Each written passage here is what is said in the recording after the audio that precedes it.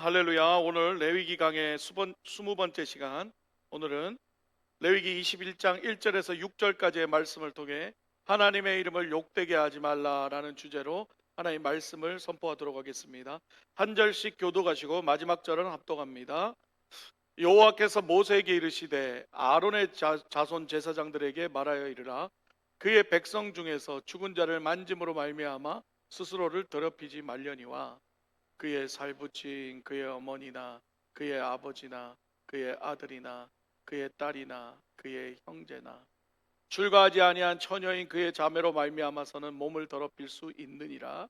제사장은 그의 백성의 어른인즉 자신을 더럽혀 속되게 하지 말지니라.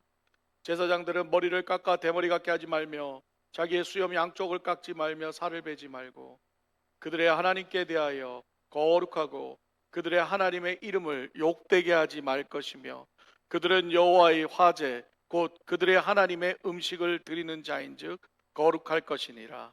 아멘. 벌써 레위기가 이제 20번째 시간이 돼가고 있습니다. 아직 한참 남았으니까요. 언제 끝나나 하지 말고 꾸준히 계속 들으시기 바랍니다. 2001년도에 한국에서 좀 상영했던 이렇게 좀 흥행했던 영화 중에 그 친구라는 영화가 있습니다. 친구. 그 부산에서 여러분 잘 아시는 장동건 나오고 뭐 유호성 나오는 그런 영화였는데 그 친구라는 영화 장면 중에 여기 보신 분들도 있고 안 보신 분들 계실 텐데 영화 장면 중에 보면은요. 그 장동건, 유호성 이 얘네들이 불량 애들이에요. 불량 애들. 그 불량 애들을 선생님이 이렇게 다 앞으로 불러내요. 다 나와 해가지고는 한 사람씩 이제 혼내고 이제 이렇게 몽댕이로 두드려 패는 장면인데 어떤 장면이냐면은 애들이 한 명씩 오면은 다 이래 선생님이요. 얼굴 이렇게 잡고 이렇게 당기면서 하시는 말씀이 이거예요. 너가 아버지 뭐 하시노? 너가 아버지 뭐 하시노? 이렇게 묻는 거거든요. 그러면 뭐 우리 아버지 뭐 합니다. 그러면 이제 이렇게 하죠. 너가 아버지는 그렇게 쇠가 빠지게 돈 벌어서 너가 공부시키는데 너는 이따로 사는 이제 아버지 혼내는 건데 이 너가 아버지 뭐 하시노의 내용이 질문이 아버지의 어떤 직업을 묻는 이유도 있지만 또 보통 뭐가 있냐면 너가 아버지 뭐 하시노 이거는 뭐예요? 부모가 도대체 자식을 어떻게 가르쳤길래 요 모양 요 꼬라지냐 너가 아버지가 너를 어떻게 가르쳤냐 이런 내용도 있다는 거죠. 그래서 옛날 우리 부모님들 그러잖아요.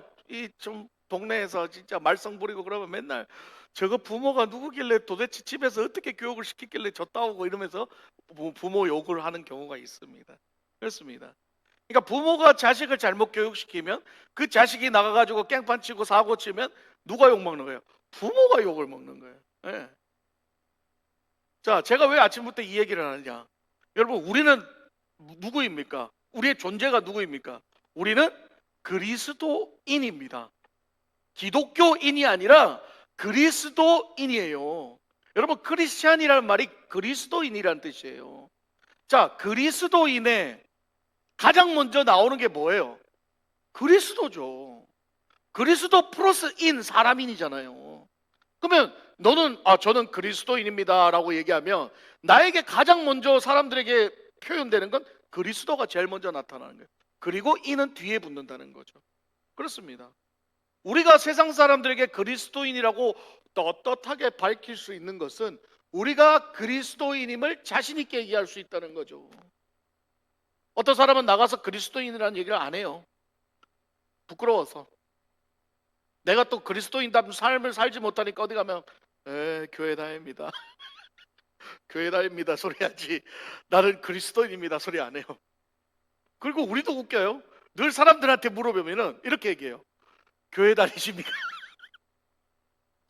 여러분, 교회 다니는 게 중요한 게 아니에요. 할렐루야. 예수를 믿는 게 중요한 거고 그리스도인이 되는 게 중요한 거예요. 근데 우리는 늘 입 밖을처럼 얘기하죠. 교회 다니십니까? 교회 다닙니다. 예, 할렐루야. 끝나요. 뭐 교회 나간다고 다 그리스도인이야? 아니죠. 교회는 누구나 다 나갈 수 있고 안 나갈 수도 있는 거예요. 우리는 그렇게 물으면 안 되는 거예요. Are you Christian? 당신 그리스도인이십니까? 교회는 나가는데 아직 우리도 사람들에게 떳떳하게 얘기할 수 있습니다. 나는 교회도 나가지만 나는 그리스도인입니다 라고 얘기할 수 있습니다. 자, 오늘 본문 레위기 21장은 하나님께서 특별히 제사장들에게 요구하신 거룩한 삶에 대한 말씀이에요. 많은 사람들이 레위기를 읽으면서 이렇게 제사장에게 얘기한다 그러면 어떻게 보냐면요, 나는 제사장이 아니니까 내 얘기는 아니지 그러고 그냥 넘겨요. 자꾸 어떤 사람은 심지어 제사장 얘기네? 나하고 관계없네 고 이건 뛰어넘고 읽지도 않고 넘어가는 사람들도 있어요. 아닙니다. 하나님의 말씀은 제사장만 들으라고 하는 말씀이 아니라 오늘날 저와 여러분 모두에게 들으라고 하시는 말씀인 줄 믿습니다. 예. 제사장 말씀으로 들으면 안 돼요. 나에게 하는 말씀으로 들어야 되는 거예요. 예. 제사장뿐만 아니라 베드로전서의 말씀처럼 오늘을 살아가는 우리 왕 같은 제사장, 저와 여러분에게 주신 말씀이라는 거죠. 하나님의 말씀을 들으실 때는 항상 다른 사람에게 하는 말씀으로 들으면 안 돼요. 저거는 저 사람 들으라고 하는 말이다. 아니에요. 너 들으라고, 우리 들으라고, 저와 여러분 들으라고 하는 말이죠. 다른 사람 듣고 깨달아라. 아니요, 내가 듣고 깨달으면 돼요. 남이 듣고 깨닫고 안 하면 그건 상관이 없어요. 내가 듣고 깨닫는 게 중요하다는 거예요. 할렐루야. 예. 그게 중요한 거예요. 그래서 그 말씀을 아는 것으로만 끝내서는 안 되고 그 말씀을 삶에서 행동으로 옮길 때 비로소 그 말씀이 우리의 삶을 이끌어가게 된다는 거예요. 하나님께서 제사장의 거룩함을 특별히 강조하는 것은 제사장들이 백성들과 하나님과의 사이를 연결해주는 뭐예요? 브릿지 역할, 다리 역할을 하고 있기 때문이죠.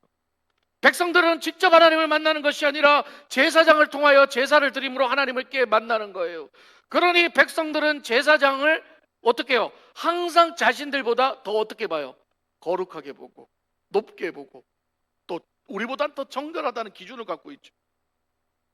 그래서 레위기에 나중에 보면은요, 하나님이 제사장들 옷은요 청색, 홍색, 우린과 둠밈, 그러니까 일반 사람이 아닌 진짜 화려하고 거룩한 옷으로 다 입혀놔요. 막 그냥 차려놔요. 어디 가서 누가 봐도 다 저거는 제사장이라는 걸 알 수 있게끔. 저기서 보면은 막 뭐 이렇게 뭐 질질 끌면서 이렇게 뭐 이렇게 막 번쩍번쩍 거리는 거 막 쑥 달고 막 이래가지고 이렇게 걸어오는 사람 보면 제사장이다. 왜요? 제사장임을 사람들에게 알리기 위해서. 그러다 보니까 사람들은 제사장은 자기들보다 더 거룩하고 더 성결하고 뭔가 더 깨끗하다고 생각을 하는 거죠. 그러니 오늘 하나님은 제사장들에게 야, 백성들이 너희를 그렇게 생각해, 너희는 특별히 더 거룩해야 된다라고 얘기하는 거예요. 여러분, 공인이라는 말이 있습니다. 공인, 무슨 뜻인가요? 말 그대로 공적인 사람이죠. 그래서 공적인 사람은 모든 사람에게 알려지고 유명한 사람을 공적인 사람이라 공인이라고 그래요. 그래서 공인은 일반 사람보다 더 도덕적으로 윤리적으로 기준이 높죠. 그래서 유명 연예인들이 음주운전하거나 뭐 마약하거나 사고 치면 어떻게 돼요? 언론에서 난리가 나죠. 앞다투 뭐 보도하고 사람들은 그들을 욕하죠. 근데 이 땅에 음주운전, 마약하는 사람이 한둘이겠어요? 근데 그런 일반 사람들이 음주운전하고 마약하는 건 아무도 몰라요. 누가 안지도 몰라요. 그런데 꼭 연예인들이나 유명한 사람들이 하면 난리가 나는 거예요. 저것들이 막 그러면서 막 이를 갈고. 왜 그럴까요? 왜? 공인이라서 그런 거죠. 공인이라서 그런 거예요. 남들보다 더 높은 자리에 있고 더 유명한 자리에 있고, 그러니까는 나보다는 더 거룩하고 도덕적으로 윤리적으로 더 깨끗해야 된다는 생각인 거예요. 그러나 공인이든 일반 사람이든 다 사람은 똑같습니다. 다 죄짓고 다 윤리적으로 완벽한 사람 하나도 없어요. 그런데 공인이라는 이유만으로 그 사람들은 높은 도덕적 기준을 갖고 있다는 거죠. 교회 안에서도 마찬가지입니다. 일반 성도들이 싸우면 별 문제가 안 돼요. 근데 목사하고 성도가 싸우면요 문제가 커요. 예. 장로하고 성도가 싸우면 문제가 큰 거예요. 목사하고 장로가 싸우면 문제가 큰 거예요. 왜? 성도들이 보는 도덕적 기준이 높기 때문에. 제가 어떤 집사님이라고 말은 안 하겠습니다.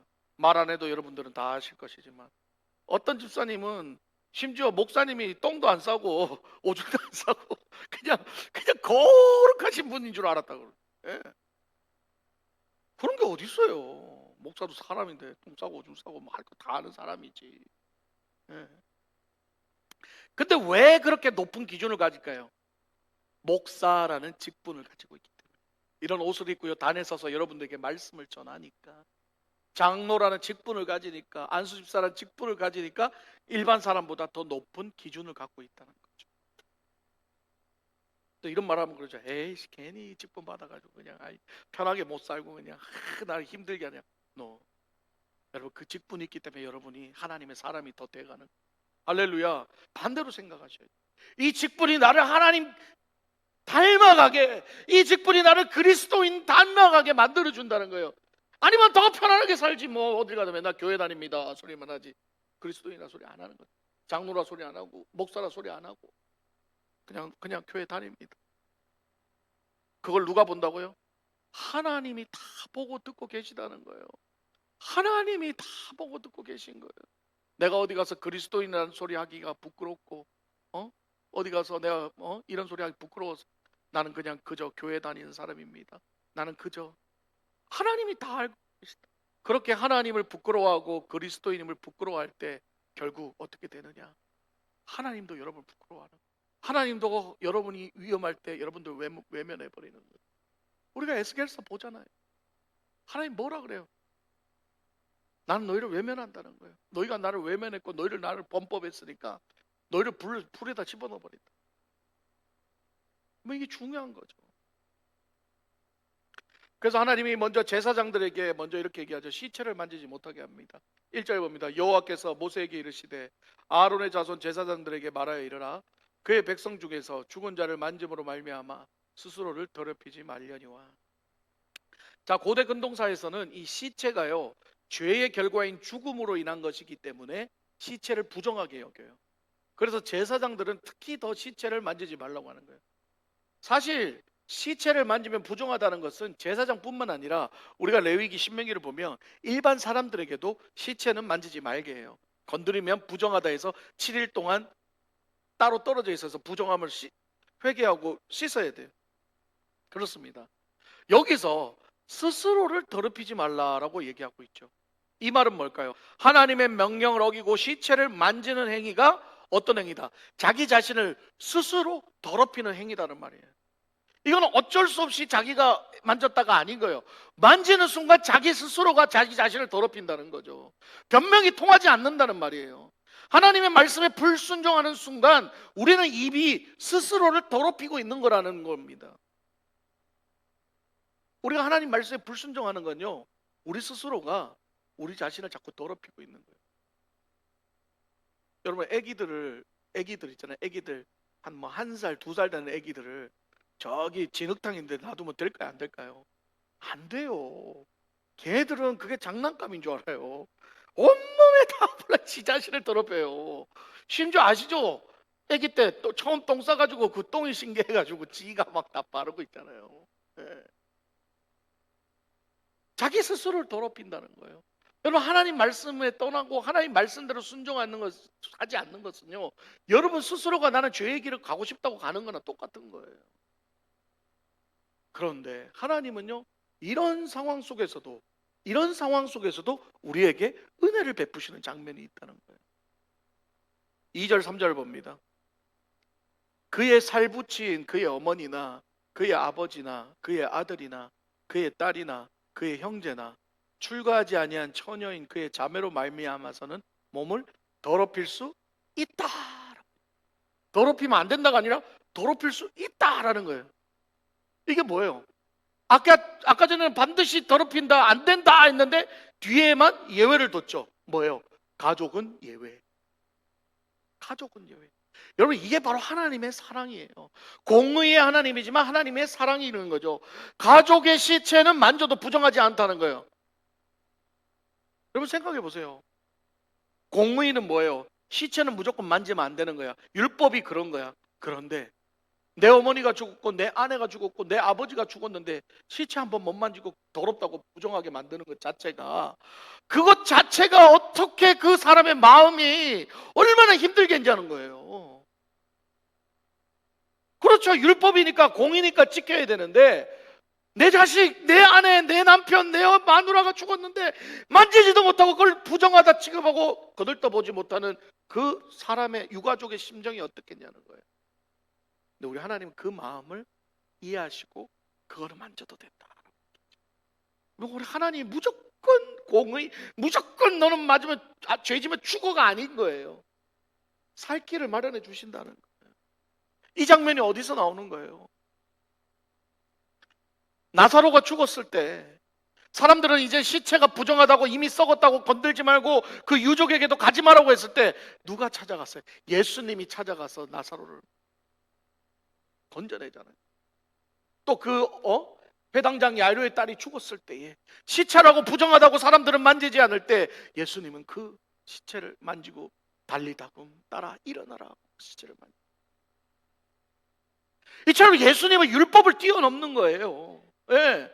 여러분, 율법이 우리의 죄를 알기 위해서, 우리를 죄인임을 깨닫게 하기 위해서, 율법이 예수만이 구원자라는 걸 알기 위해서 율법을 주신 거지, 율법이 우리의 주관이 되고 율법이 메인이 돼서는 안 된다는 거예요. 그게 바로 바리새인이라는 거죠. 사랑도 없어요, 자비도 없어요, 율법 아래선. 오늘 하나님은 이 구약에서도 그 얘기를 해주고 있잖아요. 가족은 만져도 된다는 거예요. 하나님의 공의를 백성들에게 대표하여 이루어가는 제사장도 여러분 가정도 있고 아내가 있고 자식이 있다는 거죠. 그러니까 하나님은 제사장들에게도 얘기하는 거예요. 네 와이프, 네 자식이 죽으면 너 만져도 된다. 사람들은 높은 도덕적 윤리와 율법의 잣대를 가지고 제사장이 어디 시체를 만져 그럴 수 있지만 하나님은 허용해 줬다는 거예요. 여러분, 이렇게 단에 서는 사람들, 앞에 서는 사람들, 사람들 앞에 나서는 사람들이요, 참 힘들 때, 참 힘들 때. 목사도 마찬가지고, 반주하시는 분도 마찬가지고, 찬양을 인도하시는 사람도 마찬가지고, 앞에 나오는 사람들이 참 힘들 때만. 예?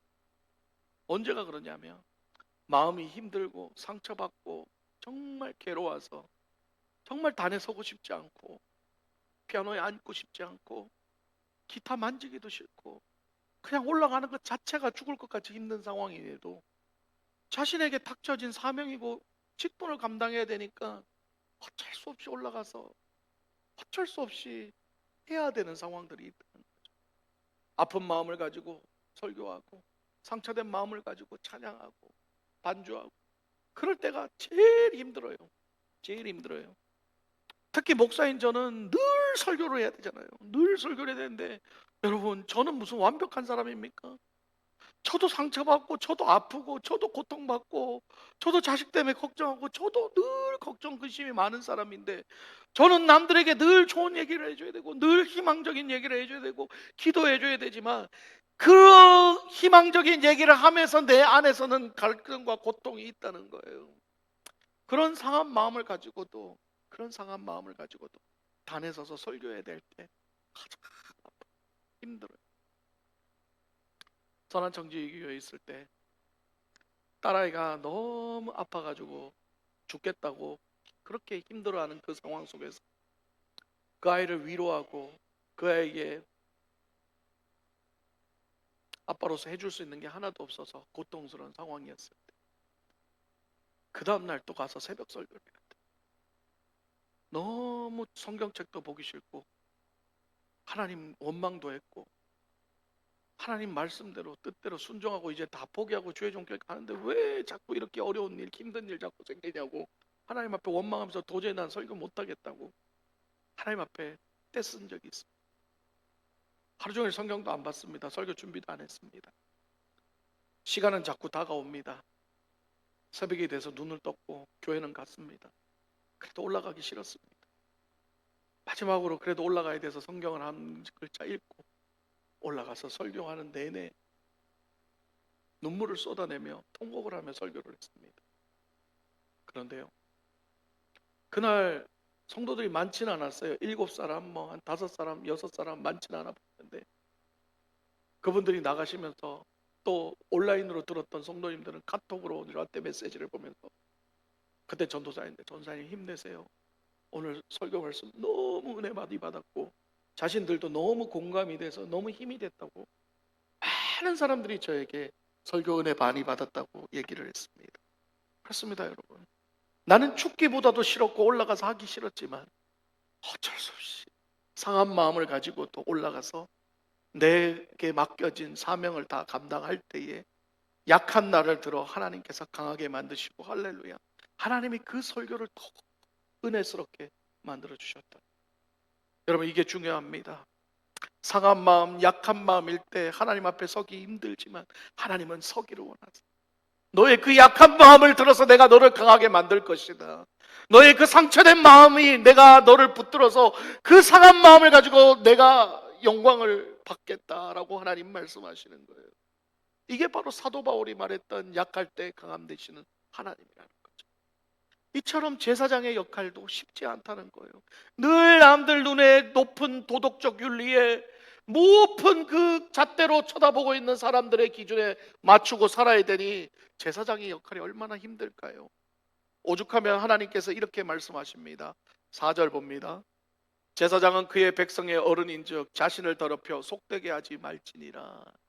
제사장이 백성의 어른이라고 지금 표현하는 거예요. 이 어른의 단어가 이 영어 버전에는 husband라고 나와 있어요. husband. 히브리 원어에는 발이라고 해서 주인, 소유자, 지도자, 남편이라는 뜻을 가져요. 따라서 그 고대 근동사회의 husband, 남편은요, 가정의 가장 머리, 어른이란 뜻인 거예요. 백성을 대표하는 공인이란 말이죠. 게다가 하나님은 이 제사장의 외모까지도 다 검사하셨어요. 아까 얘기했듯이 옷부터 시작해서 다 검사하고, 오늘 본문에도 나오죠. 외모를 어떻게 검사할까요? 5절 봅니다. 제사장들은 머리털을 깎아 대머리 길게 하지 말며 자기의 수염 양쪽을 깎지 말며 살을 베지 말고. 이게 무슨 뜻인지 아세요, 여러분? 대머리 같이 깎지 말라는 게 뭐 그 당시 유행이 아니고, 이 고대 근동사회에서는요, 자기 지인들이나 친척들이 죽으면은요, 머리를 밀어서 조의를 표하는 그 풍습이 있어요. 그러니까 다른 종교의 풍습인 거죠. 하나님은 대머리 깎는 게 나쁘다는 게 아니라 뭐예요? 이방인의 풍속을 따르지 말라는 거죠. 또 성경을 문자적으로 해석하는 사람들, 그거 봐라, 이거 하나님 대머리 싫어하신다 그러면서 안돼 안돼 이런 소리. 아니에요. 하나님은 대머리도 뭐 다 사랑하세요. 하나님은 그게 중요한 게 이방인의 풍속을 따르지 말라는 거죠. 그리고 양쪽 수염을 깎지 말라라는 게 있는데, 그게 뭐냐면요, 이게 수염을 이렇게 동구스름하게 깎아요. 이렇게 수염을 이렇게 끝을. 그것도 이방인의 풍속인 거예요. 이게 뭐예요? 제사장은 하나님이 선택한 자니까 하나님의 뜻대로 세상 것 따라가지 말라는 거죠. 그리고 마지막으로 살을 베지 말고라는 게 있죠. 이게 뭐예요? 엘리야와 바알의 선지자 사건에서 바알의 선지자들이 자기들 신에게 불을 내려달라고 할 때 뭘 했냐? 자기 몸을 칼로 끄으면서 자해를 했어요. 그게 바로 이방 제사장들이 하는 풍습인 거예요. 이게 세 가지 다 뭐예요? 이방인의 풍속을 따르지 말고 하나님의 뜻을 따르라는 거예요. 네. 하나님은 하나님의 제사장이 이방 제사장의 모습을 따르지 말라고 하신 거예요. 그리고 나서 하나님은 지금까지 하신 말씀을 한마디로 정리하시죠. 6절 다 같이 읽겠습니다. 시작. 그들의 하나님께 대하여 거룩하고 그들의 하나님의 이름을 욕되게 하지 말 것이며 그들은 여호와께 곧 그들의 하나님의 음식을 드리는 자인즉 거룩할 것이라. 하나님 한마디로 정리하잖아요. 뭐예요? 하나님의 이름을 어떻게 하지 말라? 욕되게 하지. 오늘 장황하게 설명한 모든 내용의 정리가 하나님의 이름을 욕되게 하지 말라. 그리고 너희는 거룩하라. 제사장이 거룩하지 못하면 사람들은 하나님이 거룩하신 분이라는 사실조차 알지 못하게 됩니다. 왜냐하면 일반 백성들은 제사장의 제사하는 모습을 통해서 하나님을 보기 때문에, 제사장의 삶이 하나님의 이름에 직접적인 영향을 준다는 말인 거예요. 여러분들이 아시는지 모르겠지만 저는 원래 목사가 되고 싶은 사람이 아니었습니다. 어렸을 적 고등학교 때는 영화 감독이 되고 싶었고 연예인이 되고 싶었고, 제 내면에는 늘 그런 연예인기와 이런 어떤 패션 유행에 관심이 참 많았어요. 그러나 저희 어머니는 늘 제가 목사가 되기를 원하셨고 저는 늘 그 반대로 살려고 노력했습니다. 그렇게 한국에 있으면 엄마가 잔소리를 해야 되니까 이제는 도망을 갑니다. 미국으로 도망을 갑니다. 결혼하자마자 미국으로 도망을 가서 제가 하고 싶은 대로 살았어요. 아싸 신났다 그래가지고 막 머리도 노란색으로 염색도 하고 귀걸이도 하고 막 사진사가 됐을 땐 더 신났죠. 이제는 예술가다 그래가지고 맨날 뭐 이렇게 베레모도 쓰고 머리도 이렇게 포니테일로 묶었다 볶았다 뭐 귀걸이 했다 막 코걸이만 안 했지 다 했어요. 다 했어요. 예. 그리고 마음속에 뭐라고 생각했냐? 외모가 뭐가 중요해? 마음 중심만 똑바르면 되지 그러면서 막 브릿지 해가지고 찬양 인도하고 막 아메리칸 스타일 할렐루야 그래. 너무너무 좋았어요. 신나게. 예. 그리고 바깥에 나가서는 교회 다닙니다. 전도사는 무슨 교회 다닙니다. 그런데요, 그렇게 내 마음대로 그렇게 똥폼 재고 살아가는 저를 하나님이요 10년을 기다려 주시더라고요. 10년을. 가끔 불쑥 너 주의 종교 가야지. 안 갑니다, 안 갑니다. 나는 왜 이렇게 편하고 좋은데 그러면서 부끄러운 고백이지만 스튜디오 다닐 때는 술도 마셨고 그냥 뭐 사장님이 회식하자고 하면 술도 주는 대로 마시고 막 못 먹는 술 먹다 보니까 늘기도 하고 막 그러더라고요. 예. 그렇게 막 내 맘대로 살았어요. 그러면서도 교회 가서 찬양인도 하고 또 성가대 지휘도 하고 뭐 할 것도 다 했어요. 근데 하나님이요 10년을 기다려 주시더라고요. 가끔 한 번씩 너 언제 주의 종길 나가면 그때마다 핑계대고 피해다 했죠. 근데 어느 날 10년이 지나고 나서 어느 날 하나님이 강하게 저를 이끄셨습니다. 어떤 느낌이냐? 이제 안 가면 작살나겠구나라는 무서운 두려움이 생겼어요. 그 전까지는 안 가요 안 가요 해도 별로 아무런 그런 느낌이 없었는데 그 10년이 지나고 나서 어느 날 하나님의 부르심의 느낌을 받았을 때 두려움이 생기는 거예요. 두려움이 생겨요. 그래서 어떻게 해요? 신학 공부를 시작했습니다. 그러고는 연단의 길이 시작됩니다. 내가 하고 싶은 거 다 스탑되고 경제적 어려움과 여러 가지 힘든 일로 신학 공부를 하기 시작하고 그렇게 했어요. 하나님 모세를 뽑아서 몇 년 훈련시키셨어요? 40년 훈련을 시켰던 것처럼 하나님 저를 그때 부르셔서 4년 동안 훈련을 시키셨습니다. 경제적 어려움과 집에 불도 나고 제가 그때 간증한 거 기억나시죠? 아파트에 불도 나고 스튜디오도 문 닫고 이제는 돈이 없으니까 이것저것 포잡혀가며 학업과 생계를 책임지기 위해 참 힘든 시간을 보냈습니다. 그리고 신학교를 졸업하자마자 팬데믹이 오고 그때부터 하나님이 은혜를 베푸셔서 선한청주교회 풀타임 사역자로 하나님의 일만 하게 되었습니다. 본격적으로 사역을 시작하게 되니까요 이제는 선한청주교회에서 설교도 많이 하고 이제는 가니까 막 전도사님 부르고 이러니까 이게 분위기가요 이제는 내 마음대로 안 되는 거예요. 그 전에 노랑머리하고 머리 기를 때는 진짜 딱 요 정도 성도였어요. 얼마 안 되는 성도니까 뭐 마음에 안 들어도 어떡할 거예요. 근데 1000명 되는 교회에 부교육자로 들어가니까 일단 부목사님들부터 전부 다 옷이 단정해. 이렇게 양무 입고 머리도 단정하고 전부 그래요. 근데 그때만 해도 제가 귀걸이를 하고 있었거든요. 그래도 처음에는. 그런데 그 어르신들 집에 신방을 갔는데 그 장로님 나이 은퇴하신 장로님 한 분이 선한청주교회 망했다. 교육자가 귀걸이하고 다닌다 그러면서 막 난리가 난 거예요. 막 혼내고 막. 아니 제가 사실은 이 편두통에 있어서 귀걸이 필요 없어 그냥 막 이 버르장머리 없이 결국은 귀걸이도 빼고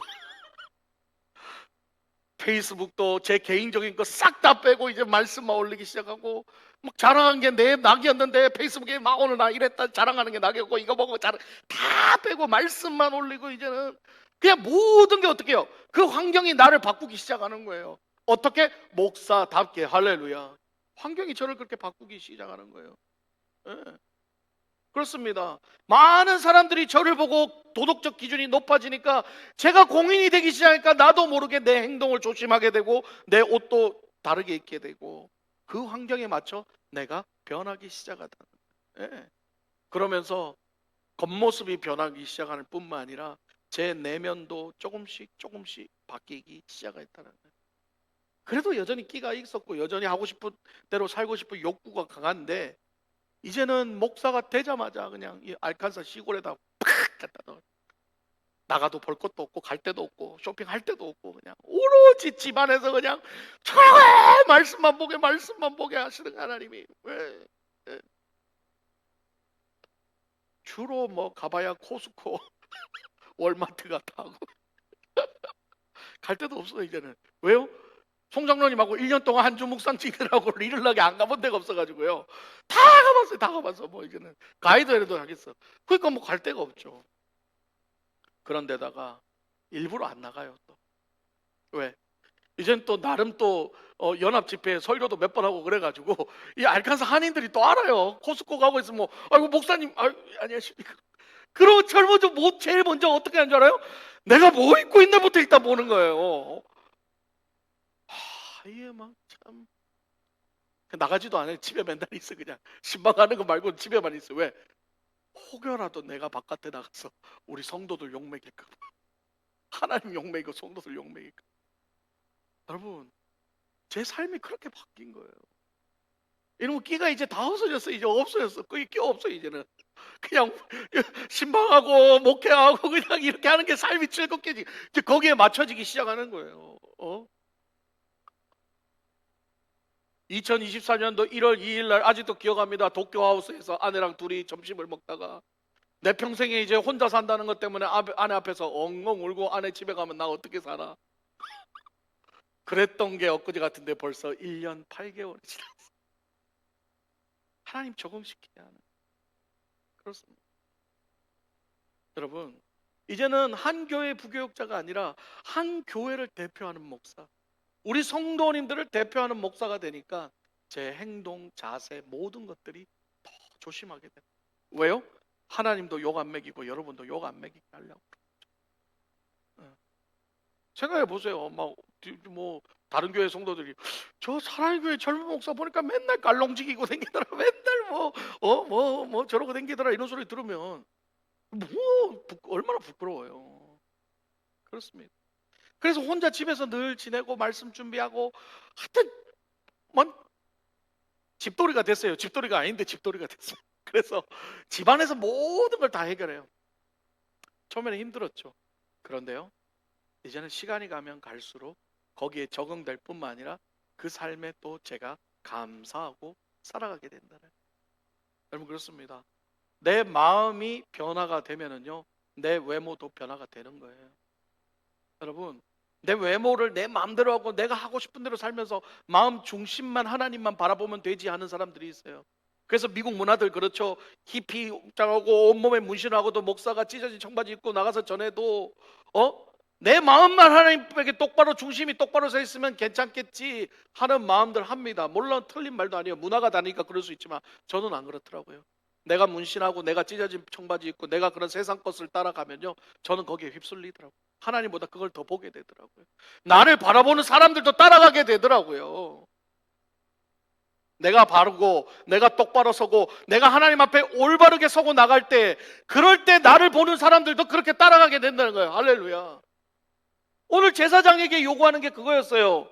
하나님이 우리 제사장을 고통시키고 고난 주고 힘들게 하려고 그렇게 하라는 것이 아니라, 네가 그렇게 나를 닮아 거룩한 삶을 살아가고 하나님 뜻대로 세상 풍조 따라가지 않고 믿음으로 살아가는 모습을 보일 때에 너의 모습을 통해서 사람들이 예수를 바라보고 하나님을 바라보고 너의 모습을 통해 사람들도 너를 닮아가게 된다.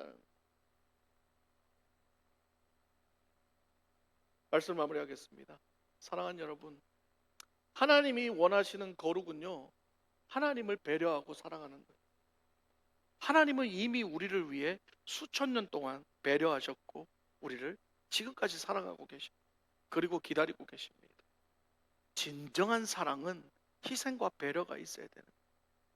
사랑하는 사람을 위해 맞추는 것, 내 마음에 맞지 않더라도 사랑하는 사람이 원한다면 그것을 들어주고 해주는 것, 그게 사랑이고 배려인 거죠. 하나님이 우리에게 원하시는 건요, 때로는 힘들고 어려울 수 있어요. 저도 마찬가지입니다. 제 안의 길을 누르고 늘 단정하게 목사답게 사는 것이 결코 쉽지 않죠. 저도 사람이니까요. 그러나 주님을 사랑하기 때문에, 주님께 받은 은혜가 크기 때문에, 그래서 주님이 원하는 사람으로 살아가려고 몸부림치고 노력하는 거예요.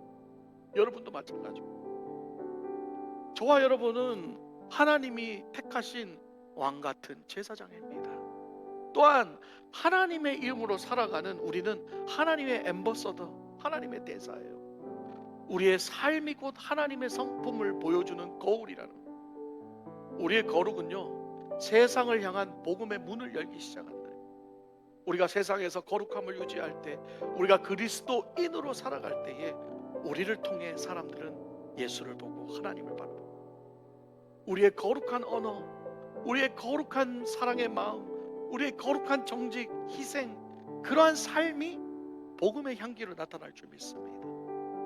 오늘 본문 레위기 21장은요 단지 제사장들을 위한 말이 아닙니다. 오늘날 저와 여러분에게 하나님의 이름을 욕되게 하지 말라라는 말은 단순한 권면이 아닌 경고일 수도 있다는 것. 세상은 하나님을 바라보기보다 성도인 우리를 먼저 봅니다. 그러므로 우리의 말과 행동과 태도, 결정 하나하나가 하나님의 이름에 영향을 미친다고 우리는 기억해야 돼요. 하나님께서 우리를 택하시고 거룩하게 하신 이유는요, 하나님의 이름을 영화롭게 하기 위해서인 거예요. 이 시대에 제사장으로 부름받은 우리는 하나님의 명예를 지키는 자들입니다. 하나님의 이름을 욕되게 하지 말고 오히려 하나님의 이름을 영화롭게 하기 위해서 우리의 자신을 희생하고 더 세상 사람들에게 본을 보이고 세상 사람들을 도울 수 있고 그러한 복음의 통로가 되는 삶을 살아가시는 저와 여러분 되시기를 주님의 이름으로 축복합니다.